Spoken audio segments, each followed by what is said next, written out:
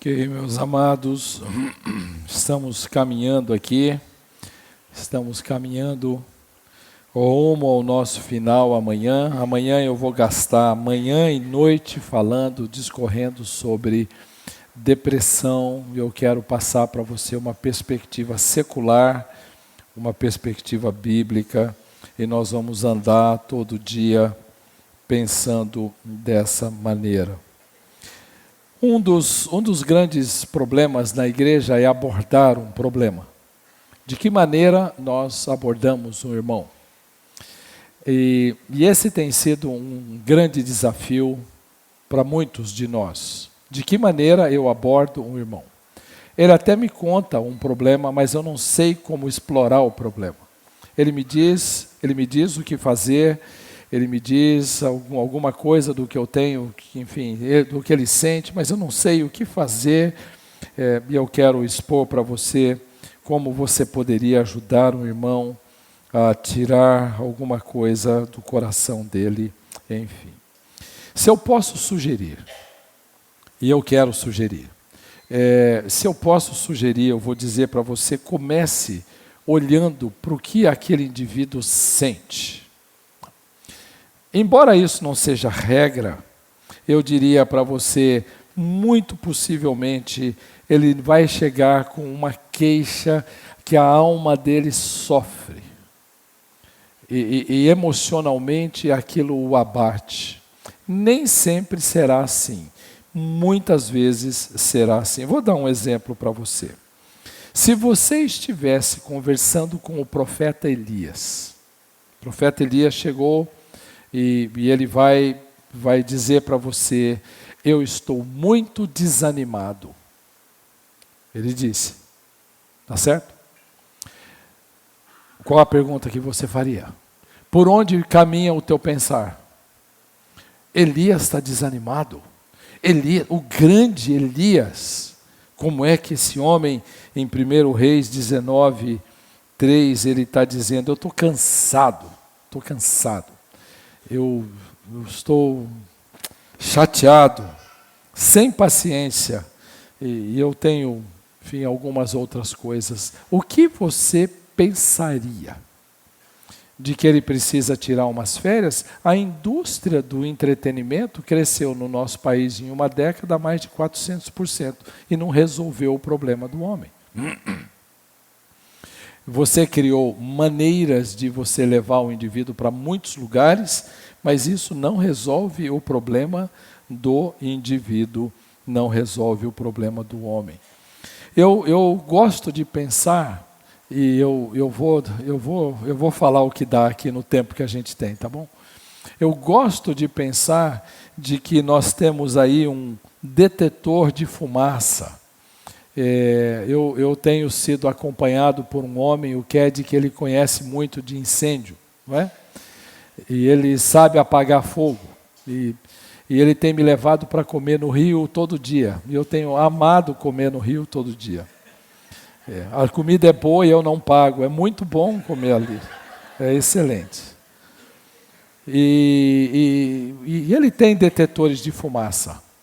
Detetor de fumaça não diz onde o fogo está, só diz que tem fogo em algum lugar.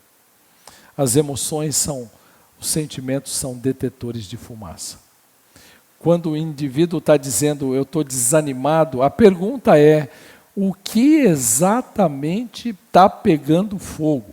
Onde? E a outra pergunta é, por quê?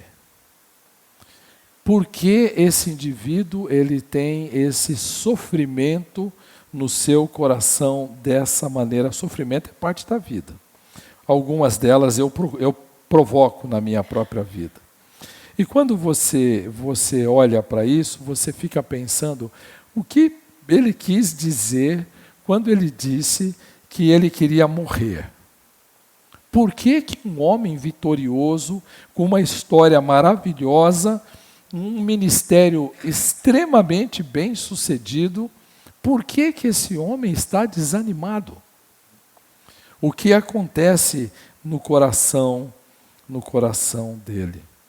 E eu deveria olhar para esse para esse pensar. Nós interpretamos situações. E nós interpretamos muitas vezes de maneira muito equivocada.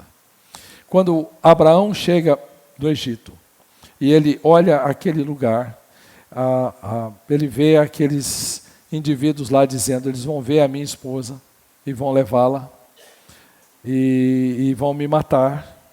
Então você diz que é minha irmã, e não mentiu. De certa maneira, ele não mentiu. De certa maneira, ele estava dizendo uma verdade, mas que ele deveria ter dito outra. É uma meia-verdade, ele deveria ter dito: ela é minha esposa. Deus disse que daria um filho para ele, ele não tinha um filho, era só ele confiar no Senhor e acabou, estava tudo resolvido. Mas ele resolveu dar uma mãozinha para Deus. E ele resolveu dizer para Deus que ele queria, ele estava dizendo que ele estava com uma mulher ali, ele enriqueceu. Ele interpretou uma situação. Ele vê uma situação, ele interpreta a situação, o sentimento dele diz: eu tenho medo, e ele então formula uma solução e ele passa vergonha depois. Sabe? Porque o faraó botou ele para fora e lá fora disse: vai embora, leva a tua mulher, ela é tua, vai embora. Você podia ter dito para mim que ela era tua mulher e você não disse. Mas quando você chega e vê Saul lá brigando com Davi, 17 anos, Saul 57, 60 mais ou menos, em 1 Samuel capítulo 18, em que as mulheres cantam. Saul matou os seus milhares, Davi estão cantando o herói. Estão cantando o herói. E elas estão dizendo: esse homem, ele é um herói. Ele matou aquele gigante com 17 anos, sem treinamento no exército militar. E o rei, com todo o seu exército, com treinamento e tudo, não o fez. Davi matou 10 milhares, fazendo festa. O texto de 1 Samuel diz de que daquele momento em diante, ele olhou e ficou extremamente indignado, é o que diz o texto. Extremamente indignado, 1 Samuel 18, de 6 até 15, eu não vou ler o texto para não tomar o nosso tempo aqui. E diz o texto que daquele dia em diante não via mais a Davi com bons olhos. E diz o texto em seguida que ele teve uma crise de raiva. E diz o texto em seguida que ele teve medo. Ele teve raiva, ele teve medo, ele ficou indignado, ele teve inveja. O que está acontecendo no coração dele? Alguma coisa está acontecendo ali. E nesse sentido, o nosso papel é ajudar esse indivíduo a olhar para os seus sentimentos e não desprezá-los simplesmente. Eles são detetores de fumaça. Tem fogo em algum lugar. E eu preciso lidar com esse fogo em algum lugar. E então, num dado momento, ele diz que ele manda Davi morrer pela mão do inimigo. Davi volta bem sucedido. E ele tem mais medo. Ele tinha pânico. A palavra de Deus, como disse o pastor na abertura, nos deixa mais bem informados e atualizados do que um homem com uma rede social, pronto para não usar jornal. Que ninguém mais lê jornal hoje. Eu pensaria em fazer algumas perguntas. Descreva um pouco melhor para mim o que você sente. E me deixe saber um pouco mais de onde vem isso, o que você está interpretando. Pense nas suas últimas crises. Quais foram as interpretações do seu coração para uma situação específica que deixou você desanimado, desamparado, com medo, com raiva, ou com qualquer outra coisa, com ira ou qualquer outra coisa. Abraão teve medo, Saul teve medo e teve muitas outras coisas porque tinha abandonado o Senhor, mas existe algo lá, e aqui o nosso trabalho. O nosso trabalho é chegar lá no indivíduo e chegar no coração dele e dizer: o fogo está aqui, ó. E eu queria ajudar você a fazer isso com os irmãos aqui da igreja. Comece, e é uma proposta, comece abordando os argumentos emocionais que são usados. Sonde os argumentos que estão sendo usados aqui, os seus sentimentos. Quais são os sentimentos que ele está expondo? A pergunta é, por quê? Por quê? Porque eu sinto o que eu sinto. Bom, não é em vão. Alguma coisa tem. Tem um fogo pegando em algum lugar. E de alguma maneira eu preciso trabalhar com ele. Acredite, eu estou fazendo uma economia de tempo aqui enorme nesse momento, porque em aula isso daqui levaria um pouco mais de tempo. Mas eu vou olhar para os argumentos emocionais e não vou ficar neles. Não vou ficar neles. Eu vou olhar para eles e vou dizer, eu queria ir um pouquinho mais. Me diga um pouquinho mais do que você está pensando. Quais são as suas questões? O que você faz? O que você tem feito? O que você tem praticado? Quais são as suas práticas? E você vai ajudar o indivíduo a olhar. E você está montando um quadro, é um quebra-cabeça. Ele disse, eu sinto isto. E você diz, o que você faz? Eu faço isso. Então você diz, bom, ele faz isso e sente isso. Começa a fazer sentido algumas coisas. E eu quero que ele ande, eu quero que ele pense, eu quero que ele faça perguntas, eu quero que ele sonde os caminhos por onde ele tem andado, porque muito possivelmente, muito do que ele faz explica o que ele sente, mas eu preciso ajudar esse indivíduo. Nosso Deus sabe fazer perguntas como nenhum de nós sabe. Nenhum de nós sabe. Quando ele pergunta para Adão, Adão, onde estás? Ele não sabia. Ele simplesmente está olhando para aquele homem e está dizendo, a minha pergunta te faz refletir sobre o seu pecado. E eu quero fazer você refletir sobre o seu pecado. E então eu posso começar a fazer algumas perguntas, como eu vou dizer amanhã em depressão. A pergunta por que em depressão é extremamente importante. Mas amanhã, eu preciso hoje olhar para o curso das ações e começar a perguntar por que você faz o que você faz. A pessoa vai explicar. Eu faço o que eu faço por causa. Ok. Muito possivelmente daqui vai decorrer alguma outra coisa e você está começando a montar esse quebra-cabeça. Ele faz sempre a mesma coisa, fala sempre do mesmo jeito, reage sempre da mesma maneira e então você já sabe por onde talvez vá caminhar o seu andar. E você tem aí uma sondagem que precisa ser feita. Que caminhos ele escolhe? Por que ele escolhe esses caminhos e não outros caminhos? Sonde a vontade dele. Qual era a vontade dele? O que você quer fazer? A pergunta seguinte é, por que você quer fazer? Deixa eu pensar com você o livro de Jonas. Eu não quero pregar Jonas para você. Eu quero só olhar para Jonas. Jonas, eu conheço poucos missionários, Lauro, tão bem sucedidos como Jonas. Muito poucos. Um homem entra numa cidade, ele anuncia o rei se converte, o povo pano de saco, ele chama o povo para o lamento, a cidade é revertida, mas aquele moço odiava aquele povo. E então eu fico imaginando o pastor Joversi trazendo Jonas aqui. E Jonas vem aqui no púlpito, e ele sobe e ele diz, eu estou muito triste, muito triste. Eu fui pregar em Nínive e todos se converteram. É o livro. É o livro. O livro dele é um livro onde ele lamenta o povo ter se arrependido dos seus pecados. E de alguma forma ele vai dizer isso para Deus. E ele diz, é por isso que eu não queria ir lá. Eu não queria ir lá. Porque eles deixam os homens espetados em espetos. Eles praticam empalamento. E eu não gosto. Esse povo é cruel. Tem algum povo cruel hoje na nossa sociedade? No mundo? Você já viu um certo exército que tem num certo lugar do mundo que mata crianças? E esbofeteia mulheres?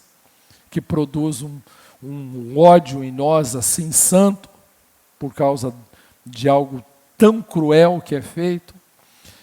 Mas eles são merecedores do Evangelho também.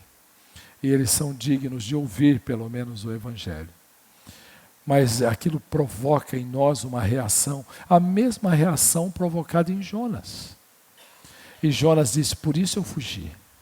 Eu sei quem o Senhor é, eu sei que o Senhor é bom, sei que o Senhor é misericordioso, sei que o Senhor é gracioso, e eu não queria ir lá levar a palavra, porque eu não queria que eles se salvassem. O meu desejo é que eles fossem punidos. O que você deseja? O que você deseja diz muito. Lembra do nosso primeiro dia aqui? Sede do meu coração também estão os desejos lá. O que você deseja? Muito do que nós desejamos pode determinar o que nós muito amamos e o que nós tanto buscamos. E porque é tão importante algumas coisas para nós. O livro de Jonas termina com uma interrogação. E ele diz para Deus, eu estou zangado com o Senhor, porque o Senhor me tirou uma planta. E Deus pergunta para ele, é razoável a tua ira? Ele diz, é muito razoável a minha ira. Muito razoável. Ele está dizendo para Deus, que o coração dele está fervendo e tem alguma coisa lá, enfim. Eu olho as emoções, os sentimentos, eu sondo os caminhos por onde ele anda, eu sondo as inclinações da vontade dele, quais são as escolhas que ele faz, por que ele faz, e isso tudo está dizendo, existe algo queimando aqui embaixo, que são as nossas crenças e os nossos pressupostos. Aqui é onde está o fogo. E quando eu vou andar com uma pessoa, eu quero ouvir aquela pessoa para discorrer sobre ou tentar entender quais são as crenças pelas quais aquela pessoa vive e quais são os pressupostos que ela tem. E muito provavelmente você vai perceber que você vai descobrir os motivos, os propósitos, as intenções, os planos do coração dele aqui. Nesse sentido, os sentimentos, eles servem como um detetor de fumaça para dizer que existe um fogo nesse lugar. No meu entendimento, nós estamos sondando o coração. Nós estamos sondando esse tipo de pensamento definitivo na vida dele. O fato da igreja não fazer isso não significa que Deus não deixou isso escrito na palavra dele. E muito do que dizem para nós e nos acusam de que nós somos muito superficiais é porque a própria igreja não percebe a profundidade das escrituras que chega nesse nível do coração. E então, alguns vão dizer, a igreja, o aconselhamento é superficial, porque ele não chega nesse lugar íntimo, aonde a gente muda o nosso coração, como aqueles indivíduos que eu mencionei aqui no primeiro dia, fizeram no passado e acusaram a igreja de não poder atender às demandas da alma do indivíduo. Ok, então você sentou com o irmão, foi tomar café, está na casa dele, vocês estão conversando, ele expõe o coração, você está ouvindo as emoções e você está agora fazendo perguntas, está certo? O que ele quer dizer com o que ele está me dizendo? O que ele está sentindo? E eu estou aqui, não agora analisando o indivíduo. Isso não existe. Vou ter comunhão com os irmãos. E eu sento para tomar sopa. E ontem eu tomei sopa numa casa. Foi uma delícia. Eu não fico analisando ninguém. Mas quando eu estou conversando com alguém que diz para mim, eu preciso falar com você, eu começo a pensar o que ele quer dizer com o que está dizendo. O que ele está comunicando exatamente. As suas emoções dizem o que para a gente? O que ele está querendo comunicar com os desejos que ele tem. Por que ele age como age? E então tem um pressuposto aí. E é isso que conduz a nossa vida. É isso. E é aí que a gente precisa mexer. E então nós temos tantos argumentos para eu justificar minhas ações, julgando-os razoáveis, no mínimo, né? No mínimo razoáveis. E eu preciso nesse momento clamar ao Senhor. Muitas vezes, diante de alguns aconselhamentos, eu não consigo explorar tudo que eu quero, e eu peço para Deus, Senhor, me dê sabedoria. Me dê sabedoria. E às vezes o aconselhamento começa num... Eu digo, Senhor, não sei o que fazer aqui. Eu não faço a menor ideia por onde eu começo, e peço que Deus derrame da graça dele, enfim. E naquele momento é aquele momento de dizer, me dá luz. Não para julgar o irmão, para ajudar o irmão, para contribuir na vida dele, para ser útil na vida dele. Me ensina, Senhor, de que maneira eu posso contribuir na vida dele. Ore com ele. Sabe o que uma pessoa que compartilha conosco quer? Um método. E nós não vamos oferecer um método. Nós vamos oferecer para ele as Escrituras. E nós queremos oferecer para ele a totalidade da obra de Deus na vida dele. E eu não quero simplesmente que ele creia num método. 1, 2, 3, 4, 5. Existe uma vida. E ele acredita muito pouco no poder da oração, muitas vezes. Ele acredita num método. E ele quer um método. E eu preciso dizer para ele, eu quero te dar a palavra de Deus, e eu estou tentando ajudar esse meu irmão. Fique atento às informações que ele dá. Muitas vezes ele dirá coisas que são dicas importantes para aquilo que você precisa fazer. É tarefa nossa, é por isso que eu estou aqui. Certamente. Para dizer para você, é privilégio da igreja fazer isso, não de um terapeuta. É privilégio do povo de Deus fazer isso. Não de um indivíduo treinado em dogmas seculares. É nosso privilégio eu ficar atento às informações que aquele indivíduo dá. E eu vou anotar algumas coisas, outras coisas enfim. Eu sou muito ruim de escrever enquanto converso com uma pessoa. E pior ainda, de memória. Então, muitas vezes, quando eu encontro um indivíduo daí 1 ano, ele diz, você lembra daquele caso? Eu quase digo para ele, prazer, você é o... Né? Porque eu já esqueci tudo que estava envolvido. O que é uma bênção. O que é uma bênção. Porque eu sempre vou olhar para aquele indivíduo de uma maneira que eu não vou ter aquele julgamento esse é aquele. Eu estou olhando para ele como um querido irmão e eu quero amá-lo intensamente. Fique atento às informações que ele dá. Aprenda a fazer perguntas. Aprenda a fazer perguntas. Faça perguntas boas. Faça perguntas abertas. Repórter sabe fazer perguntas. Nós estamos estudando aqui um tempo de pergunta e resposta com o pastor Joversi e aprenda a fazer perguntas. Pense em perguntas abertas, discorra mais sobre isso, fale mais sobre aquilo. Enfim, ao invés de perguntas fechadas, né? Por que você foi naquele lugar? Porque eu quis. Pronto, acabou a resposta. Mas se eu pedir para ele explicar um pouco mais de clareza as razões pelas quais o levaram a ele chegar naquele lugar, eu dou para ele a oportunidade dele falar um pouco mais a respeito disso. Aprenda a fazer perguntas, certamente isso será muito útil. Nessa caminhada nossa, é uma caminhada de aprofundar e avançar no aconselhamento. Os fundamentos você já tem.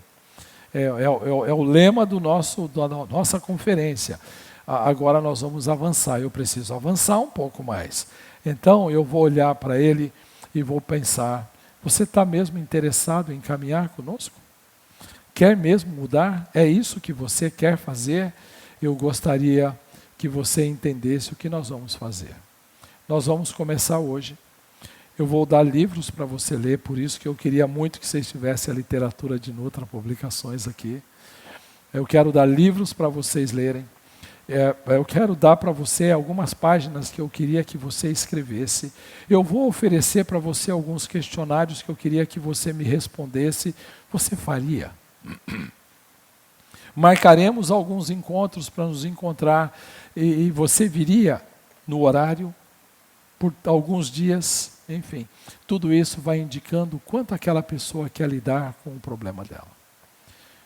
Mas pior do que isso, alguns nem reconhecem que necessitam de ajuda.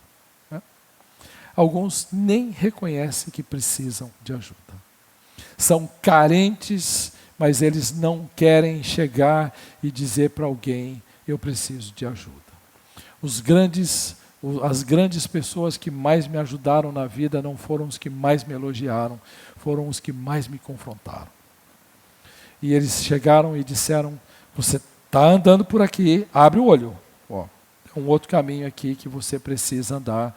Muitos deles foram muito carinhosos em elogiar, mas as mudanças, muitas delas ocorreram porque alguém me fez trazer à minha memória aquilo que Deus havia ensinado, mas eu precisei assumir um compromisso, eu quero fazer tudo o que você quer fazer. O tempo todo eu preciso ser aconselhado. É isso que a palavra de Deus diz. A palavra de Deus diz, instruí-vos e aconselhai-vos, e isso inclui a mim. Eu preciso de pessoas me ajudando a pensar. Eu não consigo pensar sozinho todas as coisas. Aliás, se eu fizer isso, eu vou cometer uma besteira enorme. Em algum momento, eu vou sair do caminho. Nesse sentido, eu quero ter a certeza de que nós vamos caminhar bem. E aí você precisa se lembrar de algo. Lembre-se, mudanças não acontecem por acaso, mudanças ocorrem por escolha. Mudanças não ocorrem por acaso, elas acontecem por escolha. Então a minha vontade muda, meu caminho muda, meus sentimentos mudam. E eu preciso ter isso claro. E esse é um processo. Quando tudo muda, acabou. Não precisamos mais fazer nada, continuamos a viver a vida.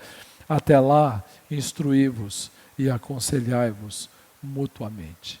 Mudanças são resultado de uma decisão de caminhar na direção da semelhança com Cristo. Essa é uma decisão importante e uma conclusão importante que você precisa ter. O aconselhado precisa desejar, querer parecer com Jesus. Não é ser melhor. Como eu disse no segundo dia, a barra sobe. É ser parecido com Cristo. Ainda bem que Ele nos deu os recursos, todos os recursos, para que nós pudéssemos, de alguma maneira, lidar com essa questão. Agora eu quero pensar com você sobre algumas mudanças. Eu quero pensar em como eu vou olhar para um problema. Eu quero olhar para as Escrituras. Há casos parecidos. Como eu lido com o problema? Existem situações semelhantes? Outros passaram por aquilo que ele está me relatando? Existe alguma maneira de eu pensar sobre a questão dele à luz das Escrituras de modo claro ou não? Eu consigo comunicar a palavra de Deus de modo eficiente? Bom, eu preciso pelo menos começar o processo de mudança. E esse é um processo que começa e não termina nunca mais na vida. Ele só começa e ele caminha muito bem na vida. Grande parte dos aconselhados chegam com uma desculpa que eu queria dizer para você demovê-los disso e jogar fora. Você não tem ideia do que eu passei. Eu não tenho ideia mesmo. Você não conhece minha família. De fato. De fato. Você não sabe como foi difícil aquele momento em que alguém abusou da minha vida e aquele abusador abusou de mim. Imagino que deve ter sido bem complicado para você. Você não tem ideia da dificuldade que eu tive. Tudo isso ele vai usando para justificar porque ele faz o que faz, porque ele age como age, e ele fica satisfeito com isso. Eu repito meu pai, minha mãe, eu replico minha família, eu sou assim porque eu sou o resultado daquilo. Lembra do primeiro dia que nós falamos sobre um homem que disse que se eu mudo o ambiente, eu mudo a pessoa, então eu preciso mudar o ambiente. E na verdade, o que nós estamos fazendo aqui é olhar para ele e dizer, existe um caminho mais excelente. E ao tempo todo eu ouço isso, o tempo todo eu ouço a mesma coisa. O tempo todo eu ouço alguém me dizendo, a razão pela qual eu ajo como eu ajo é porque existe uma história, e é verdade. Resta saber se ela é determinante ou se ela é apenas algo muito importante. Porque certamente a nossa história e o nosso pano de fundo, ele é importante, mas ele não é determinante. Então, quando eu olho para situações como, por exemplo, José. Conhecem a história de José? Ocorre que a gente lê a história de José, você lê, abre a Bíblia, capítulo 43, capítulo 45, capítulo 50, opa, fechou a Bíblia. Você sabe quantos anos ele demorou preso? Antes um pouco. Ele tinha uma família de um pai que o amava. Ele é tirado dessa família pelos irmãos. Um problema de família como qualquer um de nós contemporâneo tem. E ele então é preso lá com os irmãos e é jogado num poço. Desprezado. Absolutamente desprezado. E ele então chega num dado momento que ele vai preso, 17 anos. Sabe quando as escrituras dizem que ele sai? Quando ele tinha 30. Ele ficou 13 anos preso. Capítulo 37 para o capítulo 50. 13 anos. E aquele homem está sofrendo 13 anos. Você já imaginou o que é ficar 13 anos da juventude preso? Você vai dizer que esse indivíduo vai crescer sadio? Na nossa cultura, eu dei aula para uma turma no Palavra da Vida, tinha um monte de empresário lá, eu contei a história de José como se fosse meu amigo e não dei o nome, mudei um pouco as circunstâncias. E disse, qual é o futuro desse moço? Unânime. Bandido. Esse daí não tem futuro. Estragou a vida dele. E então eu disse, esse é José. E José, então, quando olha para os seus irmãos, ele chega a uma conclusão extremamente importante à medida em que ele vai olhando para aqueles acusadores e algozes dele, e ele levanta a voz em choro, diz capítulo 45 de Gênesis, e ele chora. Aqueles irmãos estão na frente dele, o prenderam, humilharam, desprezaram, mentiram, roubaram dele aquilo que seria por direito a vida dele, e ele chora. E ele diz aos irmãos que não o reconheceram. E a minha pergunta aqui é sempre a mesma, por que eles não reconheceram? Será que o sofrimento mudou as feições? Ou será que os cremes palacianos também mudaram as feições? Nós não sabemos. Mas ele sabia quem eram os irmãos. E ele diz, eu sou José, e o papai? Papai tá bom? Uau! Que pergunta! E aqueles irmãos, então, tremem ali, diz o texto, atemorizados perante ele. E eles chegaram, e ele diz, eu sou José, vosso irmão, a quem vendestes para o Egito. Lembre-se disso quando eu for pregar no domingo pela manhã. Eu vou falar sobre divórcio, não, eu vou falar sobre perdão. E eu queria que você acompanhasse comigo o que eu vou dizer ali naquele momento. Ele está dizendo aqui, eu sou José, a quem vendestes. Ele não esqueceu. Ele falou. Perdão não é esquecimento, então. Domingo cedo a gente resolve isso. Eu preciso lidar com essa questão. E então ele está dizendo, vem aqui. Eu sei o que vocês fizeram no verão passado. Já houve muito tempo que aconteceu muita coisa, mas eu queria dizer para vocês uma coisa. Não se entristeçam com o que vocês fizeram comigo. Não fiquem tristes. Uau! O que é isso que nós estamos ouvindo aqui? Falando com um louco, um ET. Um filho desprezado, sofrido, preso, humilhado, mentido. E ele está diante de todos os que fizeram isso com ele. Não fiquem tristes, nem se irritem contra vocês mesmos, porque para a conservação da vida Deus me enviou diante de vós. Sabe quem estava comigo lá no poço? Deus estava comigo lá. E eu tô bastante contente de ter o Senhor aqui. E eu estou tentando explicar para você de que você pode dizer para o indivíduo, a sua história não é a sua identidade, nem te modela. Você tem uma história diferente para viver em Cristo Jesus. Ela não te dá a sua identidade, é Cristo quem te dá. E então, aquele moço disse, Deus me enviou adiante de vós. Eu aconselhei uma mulher, querida irmã em Cristo, abusada aos 9 anos. E quando ela me procurou, e a minha esposa, nós estávamos num restaurante. E eu me lembro disso como se fosse hoje. Ela sentou na cadeira e disse em lágrimas, pastor, por quê?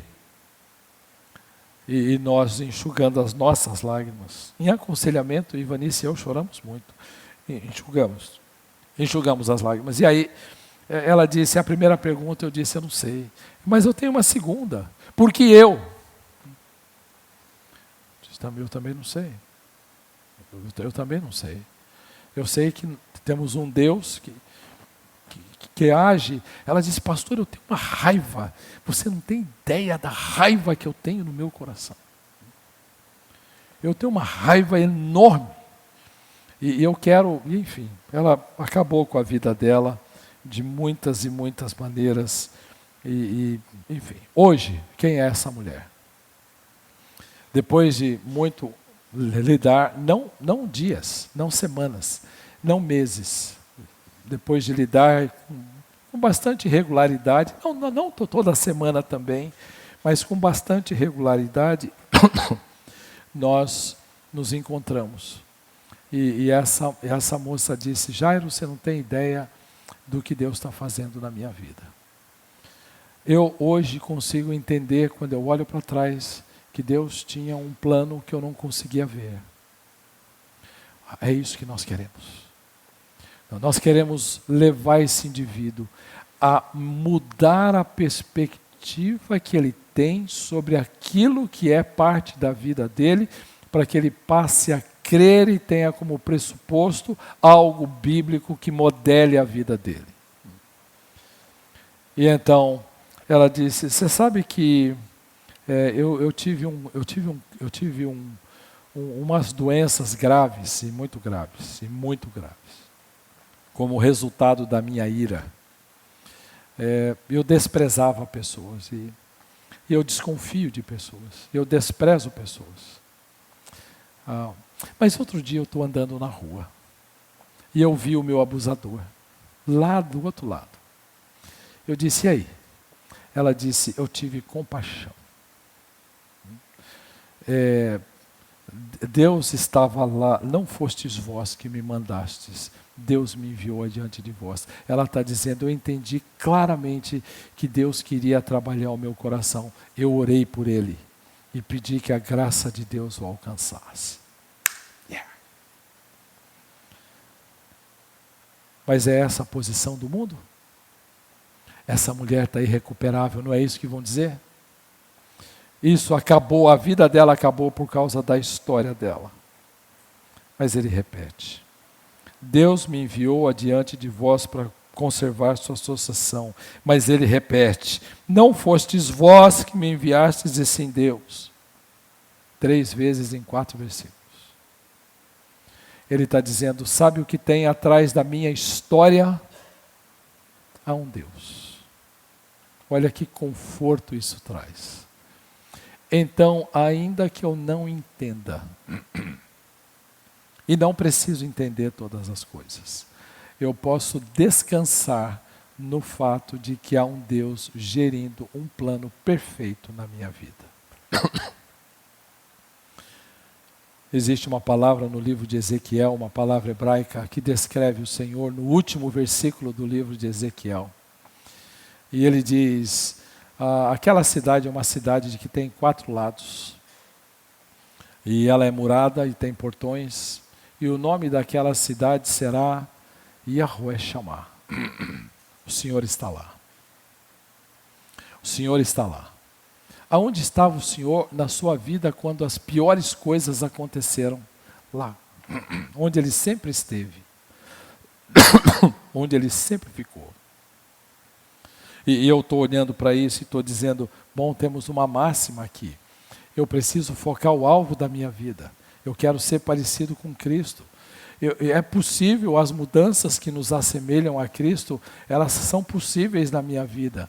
Mas tem uma máxima aqui: é impossível mudar o passado. Esquece, já aconteceu. Mas é possível mudar minha atitude, minhas escolhas, meu comportamento, minhas decisões no presente. Eu não posso mudar o passado, mas eu posso mudar o presente. E você começa a apresentar para o indivíduo uma nova realidade de vida. Uma nova realidade que não termina aqui, mas começa aqui. De agora em diante ele começa a olhar para a vida dele dizendo: eu não tinha tais coisas, mas Deus estava lá. Me faltou aquilo, mas Deus estava lá. Aconteceu comigo, enfim, minha família, por isso que eu disse antes de começar aqui, toda disfuncional, imoral, cheia de mentira, enfim, Deus estava lá modelando o meu caráter. Um pai agressivo, extremamente agressivo, que muitas vezes batia com pau, com fio, ou com a mão, ou com o que tinha, e quando eu olho para isso, eu digo: Senhor, o Senhor estava lá. E eu estive com meu pai até a morte dele, quando ele faleceu, sem Cristo, porque ele não quis. Em todo o tempo eu estou olhando para isso e estou dizendo: ainda que haja uma história cheia de dor e muito triste, ainda assim há um Deus ali. E então eu começo a dizer para aquele indivíduo: eu posso pensar de uma outra maneira, eu posso crer de uma outra maneira, eu posso ter pressupostos bíblicos que me ajudam a construir palavras bíblicas, comportamento bíblico, sentimentos que surgem a partir da verdade. Faz sentido? Isso faz sentido? Esse é um caminho para a gente caminhar, mas é só o começo. Mas é o começo também do fim, porque acabou o meu tempo. E eu tenho aqui um mundo de coisa para fazer e me frustra tremendamente, mas de toda maneira é um começo. Quem sabe isso dê um gostinho de água na boca para continuar em algum momento e a gente continue em algum momento. Mas eu não consigo mudar o meu passado, mas eu posso mudar o meu comportamento. Posso mudar minhas escolhas. E parar de dizer: eu aprendi isso lá, eu sou assim por causa daquele, eu faço isso porque... Acabou. De agora em diante eu tenho uma decisão a tomar e eu vou fazer. O que o Senhor espera de mim? O que eu devo fazer para me parecer com Cristo? E é por aí que eu levaria os irmãos. E é uma caminhada de amor, é uma caminhada de cuidado, é uma cultura de cuidado na igreja. E é isso que a gente deveria ter bem claro para nós aqui. Pastor, eu vou entregar a palavra para ti, para que a gente termine o nosso tempo orando e que Deus derrame da graça abundante dele enquanto nós trabalhamos aquilo que nós podemos trabalhar na nossa caminhada em Cristo Jesus.